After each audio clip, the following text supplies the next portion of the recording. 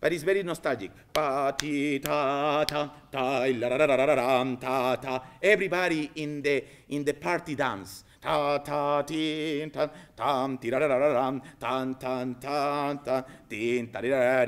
Black, only one couple, but is, how to say, her ex-boyfriend. There, she didn't saw him before, but she was dancing so happy with this man that invited her to dance, very elegant. But subito stopped the music and she see the ex-boyfriend, and it's the nostalgia of la la ya ti ta da, you are not anymore with me ta da da da da da da. And then the other guy, the elegant one that invited her first, take her yam ta tam tam tam tam and let's keep dancing. You know, that have to be really dramatic. Ta ta ti ta ta ti ta pim pa ri pam. Oh, la la. What a beautiful love was, the love that we have. Please, can you pam pam pam pam pam pam pam together? Okay. I love this music. 33. One and.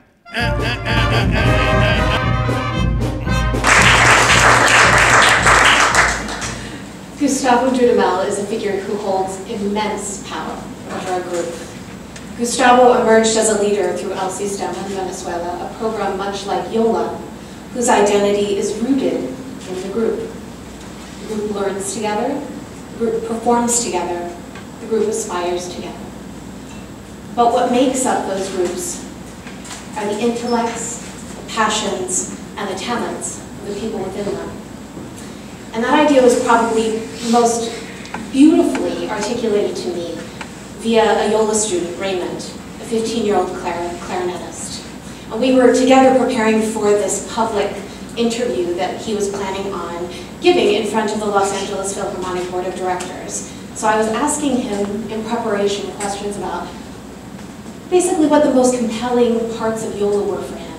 And he spoke so beautifully about how teachers invested in him as a person, despite learning in groups.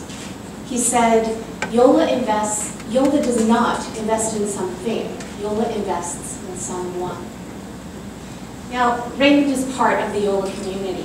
In fact, his entire family is part of the Yola community. He has two younger brothers who are in Yola, play cello and trumpet. His toddler sister is seen at every Yola concert, moving her hands along with the conductor. And it's interesting, Raymond's two brothers were first to join the program. Raymond would bring them every day in the Rampart district to the Yola site. He would drop them off. But at some point, he was hanging out with a pretty tough group of kids and was headed down a potentially very dangerous path. And his mother said to him, okay, I need you to volunteer at Yola. So what you're going to do is not just drop your brothers off, you are going to stay and you're going to support this program. So Christine, the program director of this particular Yola site, put him to work immediately and saw how dedicated he was, how committed he was, and in earnest invited him to be part of the orchestra. So 2 years later, Raymond is in the after-school hours at Yola 17 hours a week in orchestra, in ensembles, in sectionals, and in lessons. Now, because of his joy for music, his commitment, his passion, he was chosen as one of 10 Yola students who traveled to London this past March with the LA Phil as part of the LA Philharmonic's 2013 European tour. Yeah, it's great. And Raymond was the least experienced young musician who we brought, but he's a hard worker and he learns fast. And there's Miguel. Miguel is a Yola student as well who was coming to London with us, and he took him under his wing, helped him learn the parts to Tchaikovsky's Romeo and Juliet. And Raymond succeeded. Miguel invested in Raymond. Now, as part of our trip to London, our Yola students visited an El Sistema inspired site there. And the most extraordinary thing happened.